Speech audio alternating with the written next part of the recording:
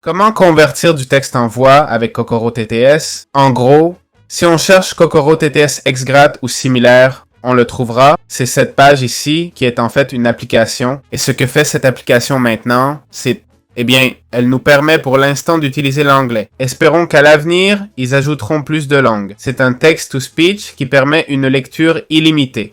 Par illimité, je veux dire qu'il y a une limite de caractères. On peut générer 500 caractères d'un coup ou en streaming. C'est-à-dire que pendant l'écoute, jusqu'à 5000 sont générés. C'est possible, mais illimité car on n'a pas besoin de payer. Ici, par exemple, on a un message avec Hello, have a good day. Ce qu'on peut faire, c'est par exemple choisir les voix. Les premières voix seront évidemment les meilleures. À partir de là, on peut choisir de générer avec notre GPU ou CPU. Le GPU affiche l'icône fusée. C'est généralement plus rapide. Si on peut régler la vitesse. On clique sur générer, on appuie sur ce bouton.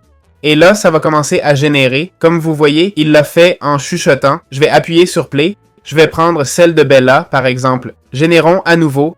Notez que je travaille avec des temps accélérés. La voix peut sembler un peu étrange. C'est ce que permet le text-to-speech de Kokoro. Un outil très utile avec de nombreuses applications. Il sert à lire des livres, à tout faire. Il a une autre fonction pour générer une citation aléatoire. Ou si on clique sur Frankenstein, ça génère en gros, Frankenstein génère un texte bien plus long. Essentiellement 2 pages d'un livre. On clique sur Stream et ça commence à le lire. Et pendant la lecture, ça continue à charger. Remarquez, il affiche maintenant 17 secondes. Et soudain, 3,51, vous voyez? Pendant la lecture, ça charge progressivement. C'est très utile pour la lecture ou d'autres choses, comme avoir un livre audio en plus.